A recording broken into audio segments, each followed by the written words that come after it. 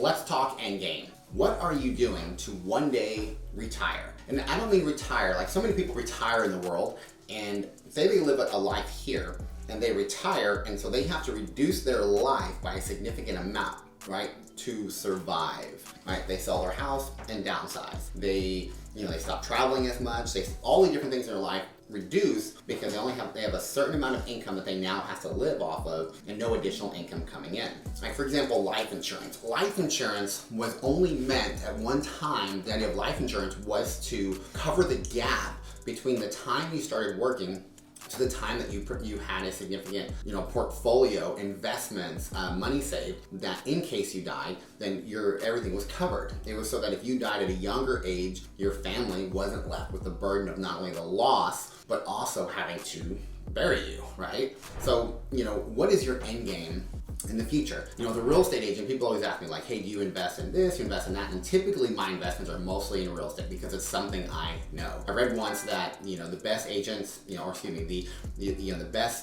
best agents are investors themselves, right? Because we're the ones that see the deals. We're the ones that are seeing great properties on the market before anybody else. And we should know what a deal looks like. It's why, states require agents to disclose that they're a real estate agent, because we should be expert in the marketplace and know what a good deal looks like. So in that, are you buying real estate either to flip to create additional short-term income? Are you buying investment properties for either long-term rentals or short-term rentals like an Airbnb? Are you creating income, some sort of passive income for the future? And third, is the brokerage you're a part of? There's a lot of different models out there that provide some type of long-term profit share or revenue share model. And the reason I say that is because if you're part of a brokerage, you are creating legacy for somebody, right? Whoever owns that brokerage, the leadership of that brokerage probably has some sort of investment retirement plan built into it, being an owner. So, look at the model of brokerage that you're at. Are you creating a type of revenue share, profit share model that when you stop selling real estate, those that you have brought into real estate, those that you've helped train in real estate, are you receiving some sort of financial compensation long-term for that? I'm not here to talk about a specific brokerage.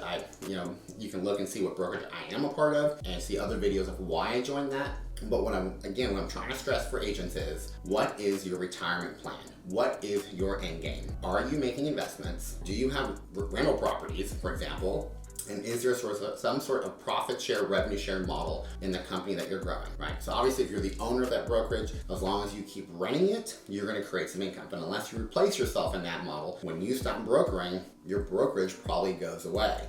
For me, I don't want to be 80 years old and have a heart attack, which I won't. I'm gonna live to like 120. But I don't want to be old and have a heart attack and die on a sign. I don't want that to be the news story. Local agent dies trying to put a sign in hard Oklahoma soil in the middle of summer. So what is your retirement plan? What is your end game? If you're curious to why we made our decisions or types of investments we make, give me a call, 405-532-6969, or email me, peter@levinsonteam.com, or message me below. As you can see, lots of verbal mistakes because I'm just trying to speak from my heart today. Hope to hear from you. Bye.